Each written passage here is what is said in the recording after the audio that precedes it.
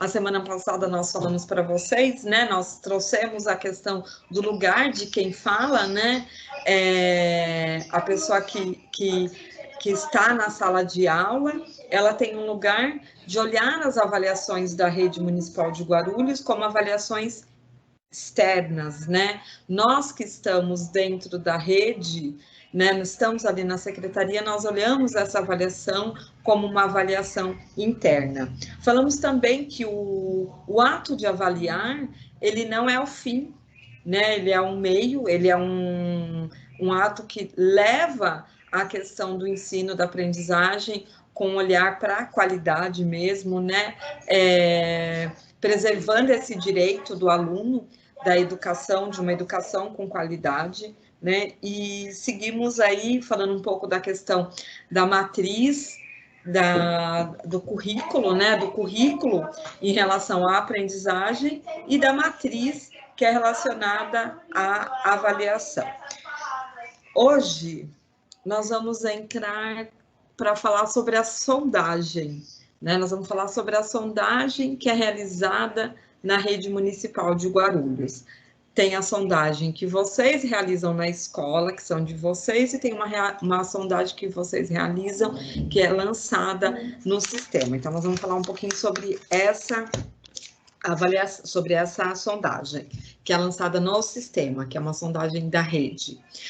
Antes, né, eu vou falar para vocês sobre o objetivo. Nosso objetivo hoje será refletir sobre o processo histórico em relação às diversas tendências pedagógicas que permearam e permeiam a prática e o reflexo no ensino-aprendizagem. Então, nós vamos fazer uma introdução hoje sobre as tendências pedagógicas, né, e como elas influenciaram o passado, mas influenciam ainda hoje, né, a relação do ensino-aprendizagem.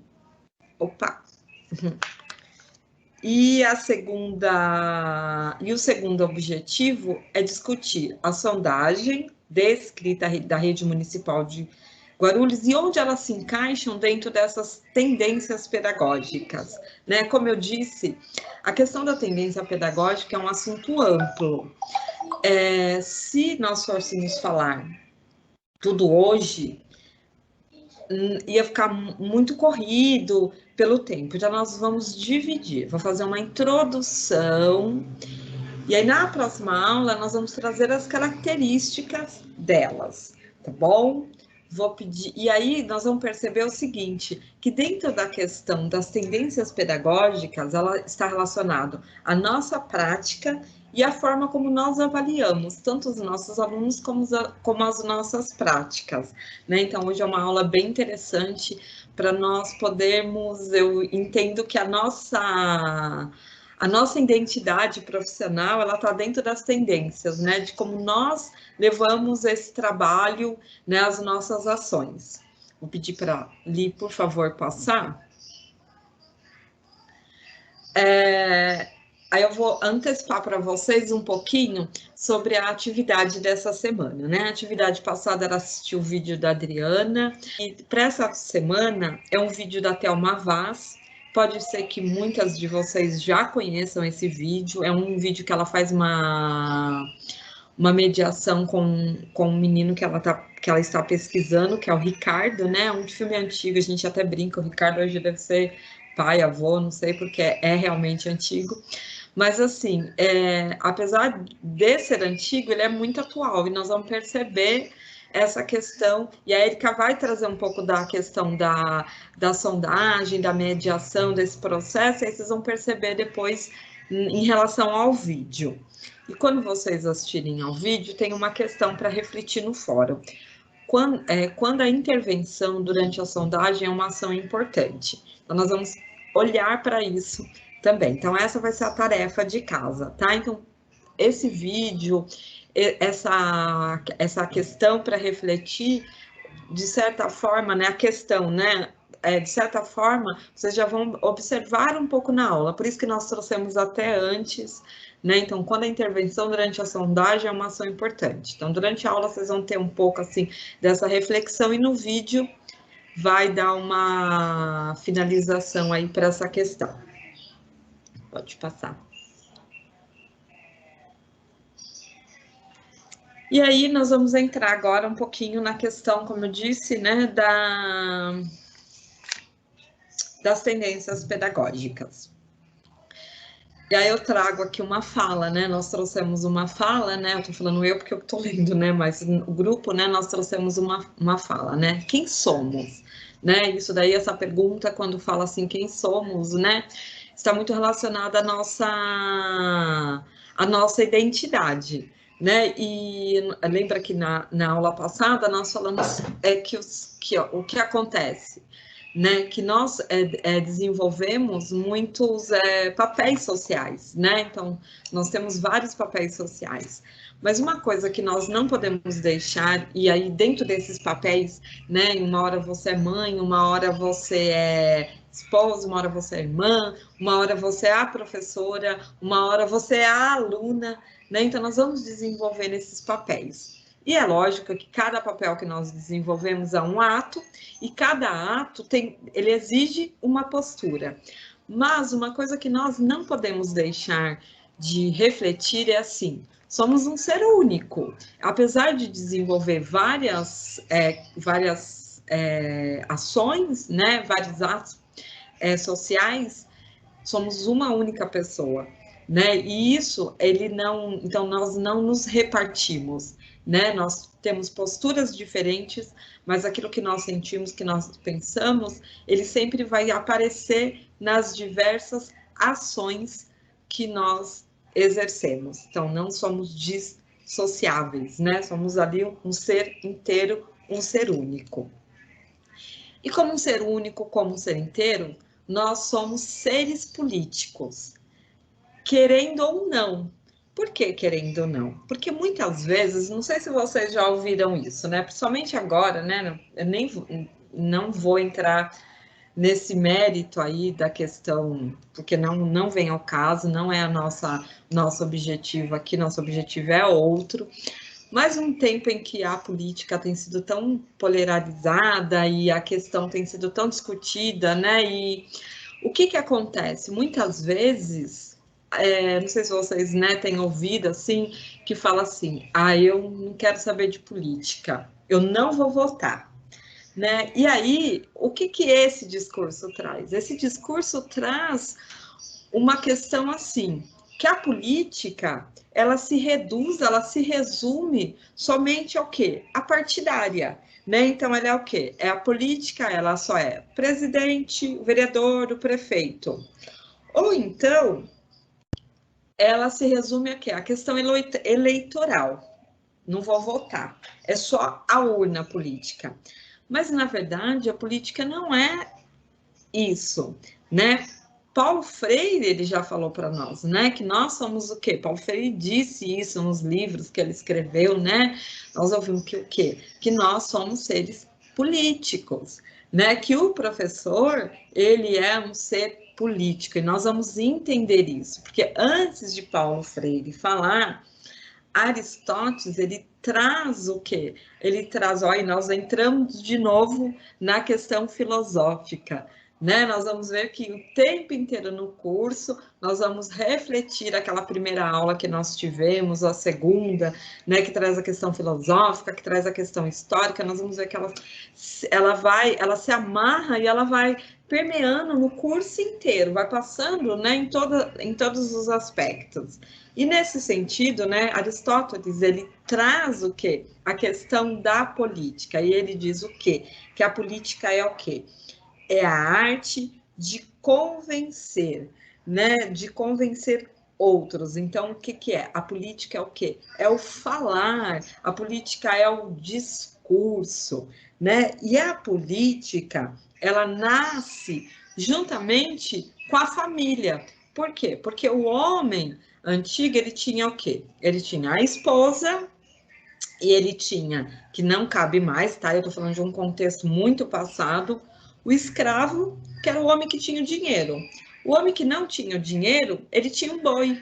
Então, ele era o quê? Ele era político, ele era dono do quê? Da sua esposa e de um boi. Se ele tivesse dinheiro, era da sua esposa e de um escravo. E ele tinha o quê? Ele tinha o comando, ele tinha o poder, ele tinha o discurso.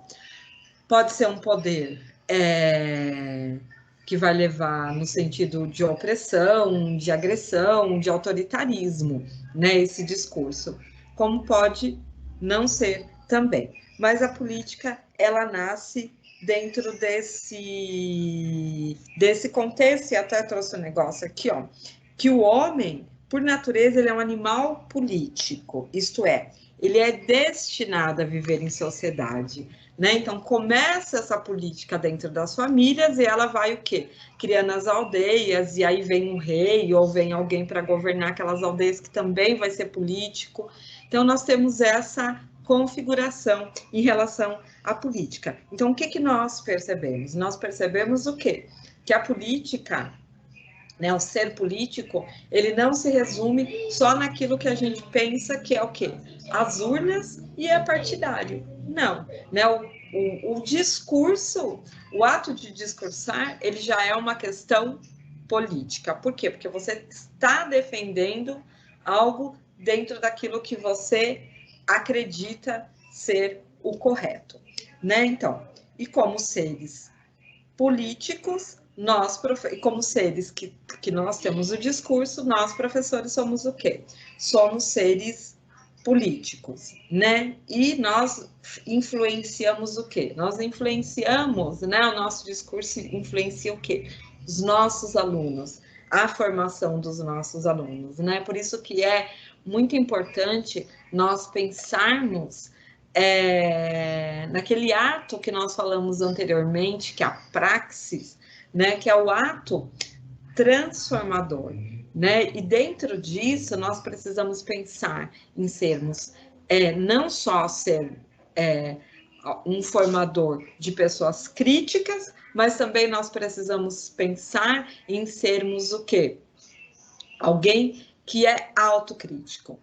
Em todo o tempo, a Érica vem trazendo essa questão, né, de sermos autocríticos, né, autorreflexivos, né, e dentro disso eu quero trazer uma questão, porque muitas vezes nós vamos pensar assim, hoje em dia, né, nós temos visto quando fala assim, vamos formar pessoas críticas, e isso também é uma questão que me deixa um pouco preocupada, porque quando nós falamos em ser críticos, e eu vou trazer um exemplo aqui para a gente poder pensar nessa questão de ser críticos, de ser autocríticos, autorreflexivos, né? E trazer essa questão para o nosso aluno de analisar as circunstâncias e nós também sermos assim, há ocorrendo uma questão muito que vem trazendo uma contramão disso, que é confundir a criticidade, né, o ser crítico, né,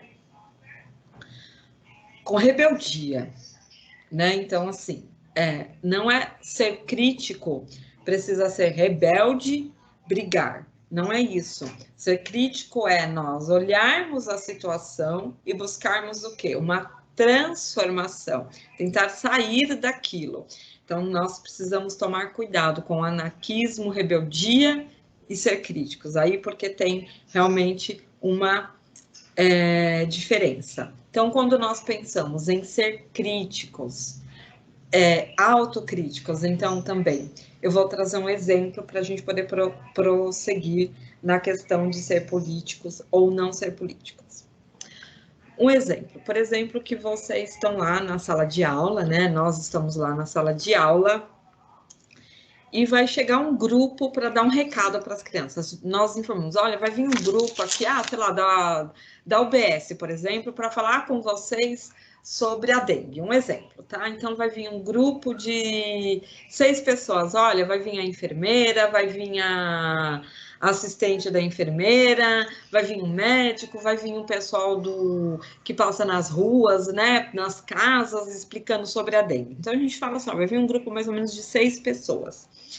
E nisso, batem na porta, entra uma pessoa, entra a enfermeira, o grupo ainda vai chegar.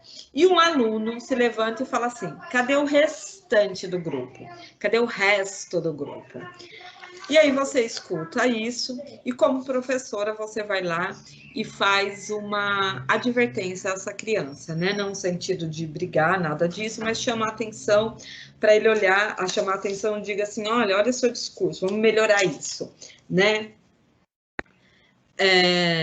Olha, fulano, não diga assim, cadê o resto do grupo? Diga assim, cadê os demais, né? Porque não são restos, são pessoas, né? Então, você está lá ensinando o seu aluno. Aí ele fala, ok, professor, entendi, ele vai se apropriar, ele vai desnaturalizar desnaturalizar desse resto e vai assumir o demais. Você fez uma análise, uma reflexão e uma crítica com o seu aluno, tá? Isso é fazer o quê? É trazer um aluno crítico a pensar na postura. Mas e quanto a nós? Nós também temos que fazer o quê? Essa análise. Bom, então se eu estou dizendo para o meu aluno não fazer isso, eu também vou assumir essa postura de não dizer resto e vou dizer demais. Isso foi só um exemplo para a gente entender o que é a gente formar uma pessoa crítica, mas ao mesmo tempo nós estarmos também fazendo uma autocrítica, que é o que a Érica, né? Eu falei como um outro exemplo, a Érica sempre tem trazido esse exemplo, né? Ela traz esse exemplo no sentido do que? Das atividades. Essa atividade é boa, eu vou fazer uma autocrítica da atividade do que eu estou levando para o meu aluno, para que eu possa conseguir formá-lo de ser crítico. Então, quando nós olhamos para isso, nós estamos sendo o quê? Seres políticos. E como seres políticos, nós temos que nos posicionar, porque lembra que nós falamos no começo, quando nós não nos posicionamos, alguém nos posiciona. E quando alguém nos posiciona, no lugar de nós estarmos pensando em levar uma educação transformadora, uma educação libertadora, nós podemos estar simplesmente fazendo o quê? Estarmos fazendo o mesmo que a sociedade, estarmos produzindo uma sociedade, né, de pessoas que estão alienadas, de uma pessoa que não tem o quê? Consciência da situação. Veja bem, nem tudo vai ser transformador, mas a gente precisa pelo menos ter a consciência da situação, né? Não estarmos num lugar que nós não enxergamos o que está acontecendo. E isso é muito sério. Eu vou falar uma coisa para vocês. Quanto mais eu penso na minha posição, assim, de como mãe, nas responsabilidades que eu tenho como mãe, como pessoa que faz parte de uma comunidade, como esposa, como funcionária, mas quanto mais eu penso na minha responsabilidade, mais eu fico temerosa. Por quê? Porque nós vamos ver que é grande, não é pouca. E nós, como professores, a nossa responsabilidade é muito grande. Ontem eu estava pensando sobre isso, né? Estava refletindo e eu pensei, né? A gente pode parar para pensar e a gente já deve, vocês já com certeza já ouviram isso e é uma verdade. Todas, exceto as pessoas que não têm oportunidade, né, de estar no ambiente escolar, mas todas as pessoas, todas as profissões, né, todas as pessoas, aquelas que conseguem se colocar dentro da sociedade, aquelas que vivem à margem da sociedade, elas sempre vão ter passado na mão, né, na mão que eu digo assim, né, ter contato por um professor, né, então nossa responsabilidade é grande diante da sociedade, né. Pode passar ali, por favor.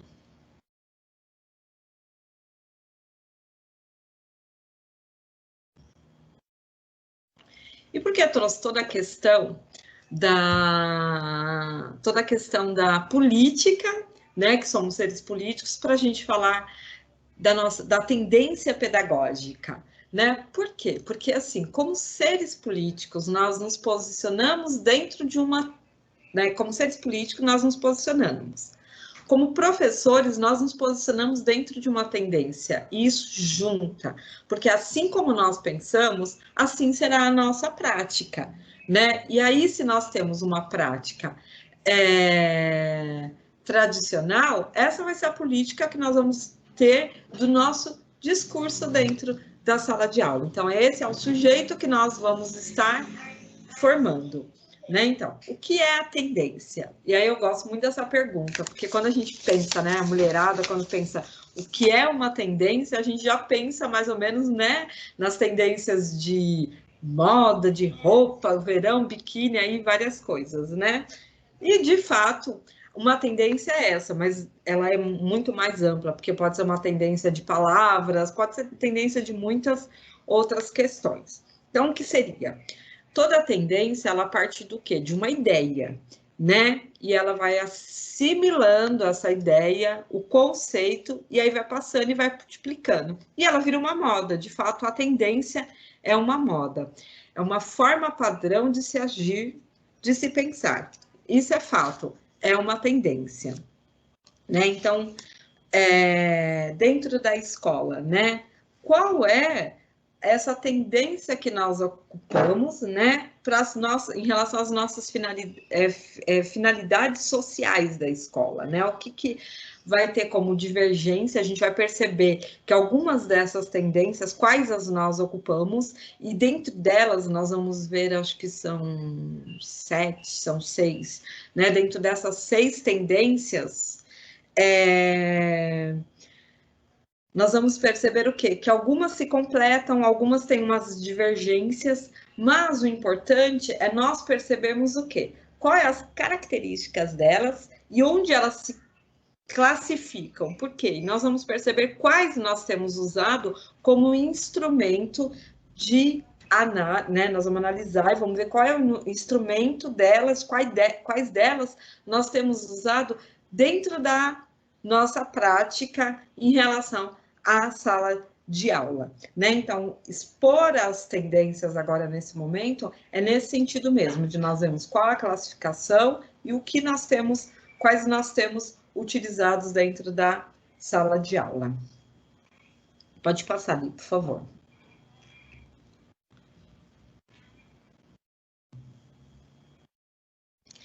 E aqui eu queria trazer, né, como eu falei, ela tem a classificação lá, são 6 tendências. Hoje eu só vou fazer essa introdução, né, eu vou encerrar aqui com esse slide, é isso mesmo? Deixa eu só ver se tem mais algum. Eu encerro com esse slide, porque aí a Érica vai entrar e ela vai falar sobre a sondagem. Mas quando ela falar sobre a sondagem, vocês vão perceber que, mesmo não tendo a classificação aí das tendências, vocês vão perceber que em algum momento, principalmente eu acho que esse slide aqui, dentro da minha fala, ele é o mais importante, né? Ele vai fechar mesmo a questão das tendências antes de trazer a classificação, e aí vocês já vão conseguir perceber algumas coisas dentro das questões das nossas práticas e até aquilo que a gente carrega quanto aluno que fomos e que somos até hoje, né? Então, aqui a gente fala assim, ó, o lugar. Qual é o lugar que ocupa os educadores e o lugar que ocupa os educandos? Então, nós vamos ver.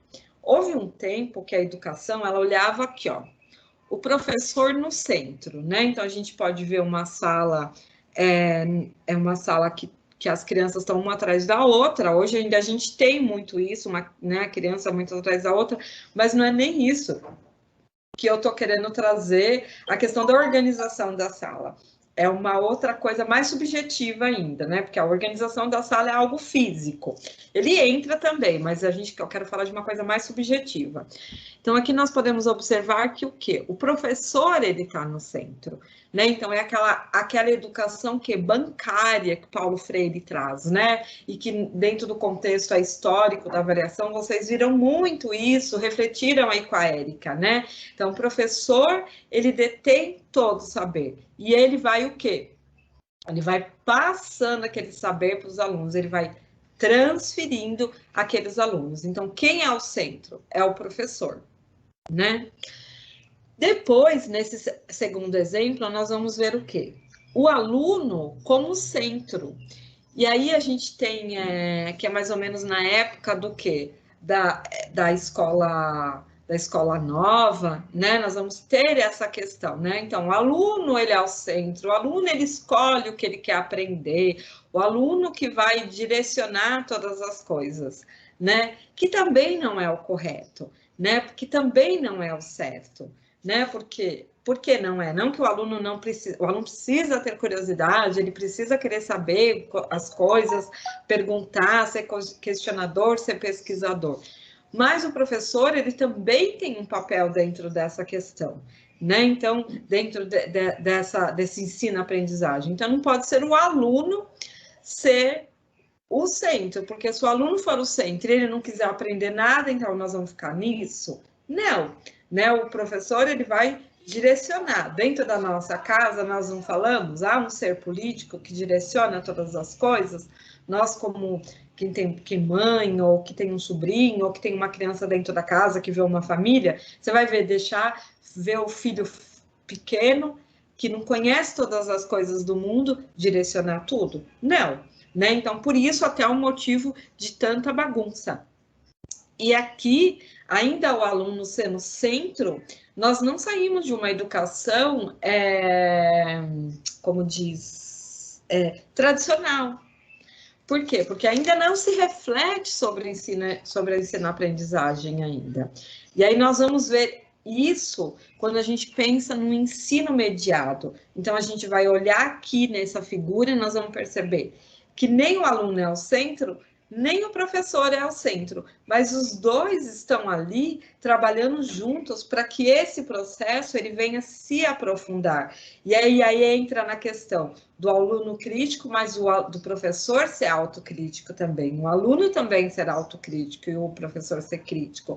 Então, nós vamos entrando nesse vai e vem, né? Que estão trabalhando juntos, né? E nessa questão, né, eu quero pontuar algo assim bem importante. Uma vez, eu acho que eu nunca mais, né, eu não li, eu assisti numa palestra, foi até da Prefeitura de Guarulhos, e o professor Ivan, não me recordo o sobrenome dele, e ele trabalha com a questão da matemática, e ele estava mostrando uma sondagem numérica que ele estava fazendo com uma turma de alunos, né? Na verdade, eu estava com um aluno ali fazendo aquela sondagem. E aí ele estava fazendo a sondagem, tal, e aí em determinado momento a criança não conseguia fazer o número, né? Mas não é porque ela não conseguia, porque ela não sabia os números. Exatamente aquele número, acho que era 1000 e pouco, era um número maior do que ela já tinha tido acesso. E aí, naquele momento, ele dá a resposta para a criança. E ele diz o seguinte: tem momentos que nós precisamos mediar o ensino-aprendizagem.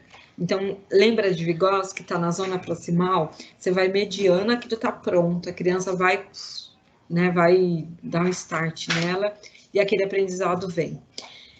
Tem momentos que a gente precisa informar a criança, porque na hora que você informa, você está trazendo uma informação e essa informação ela vai virar o quê?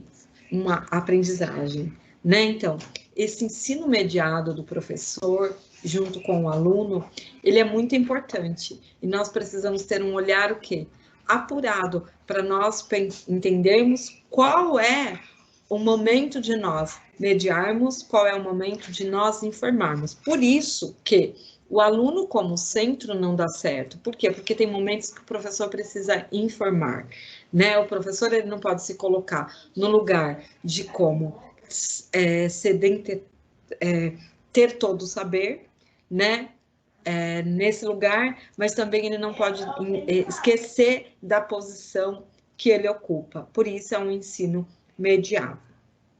E aí depois, na próxima aula, o que nós vamos ver? Nós vamos ver as tendências pedagógicas em qual que ela se ocupa dentro desses desenhos, né? Professor como centro, aluno como centro, e esse ensino mediado. Mas quando nós entrarmos nessa questão, quero sempre que vocês se lembrem, eu tenho também feito esse exercício de pensar, somos seres políticos. Por quê? Porque somos seres sociáveis. e como professor nós temos o discurso, né? Então, que nós possamos não esquecer a posição que nós ocupamos dentro da sala de aula e dentro dessa sociedade, né? Uma posição com muita responsabilidade, mas também é uma posição muito bonita, né?